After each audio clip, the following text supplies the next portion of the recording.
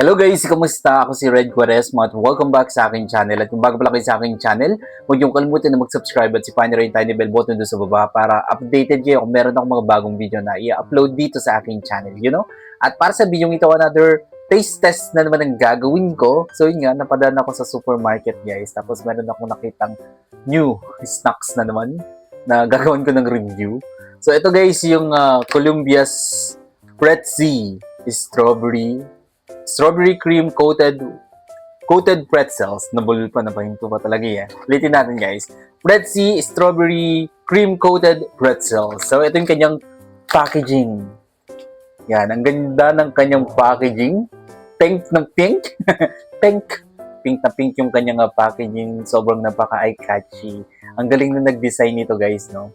Talagang mahuhook yung mga mamimili sa kanyang packaging, di ba? Kahit yung mga bata ay ma-attract sa kanyang packaging. Very, siya guys, eye-catchy yung kanyang packaging. Alright, taste test natin to guys. Sobrang excited na ako na matikman to kung papasa-basa manglasa ko to. Oh, grabe. Yung amoy niya guys. Amoy na amoy strawberry. Wow! Tignan nyo guys yung laman niya. Diba? Parang ang laki. Ang taba, I mean. Ayan siya. Sobrang coated siya guys Yan. Ang maganda dito guys, hindi katulad ng ibang na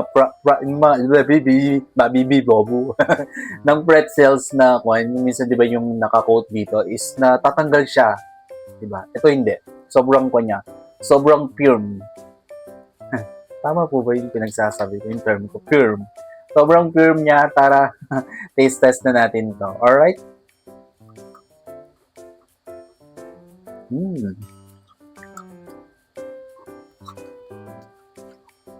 Grabe yung sarap niya, guys.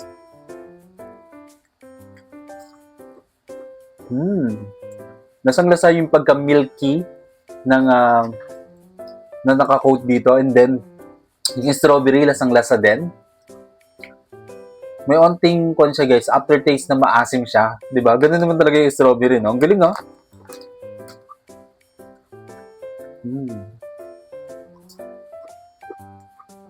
Sarap niya.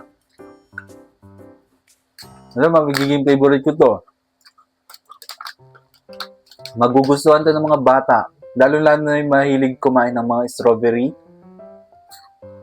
Magugustuhan nila to. Ako guys, sobrang gustong-gusto ko yung lasa niya.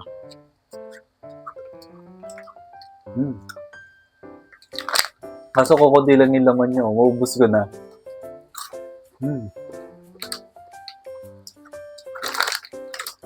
Yun yun, Yung di ba may aftertaste siya na medyo maasim siya. Pero ang sarap ng combination, guys.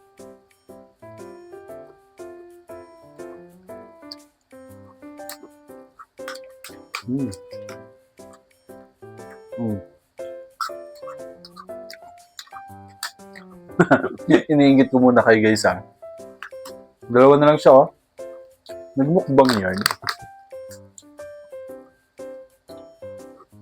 Approve siya, approve. Bigyan ko siya ng rate. Guys, bigyan ko siya ng 10 out of 10. Approve! Sarap.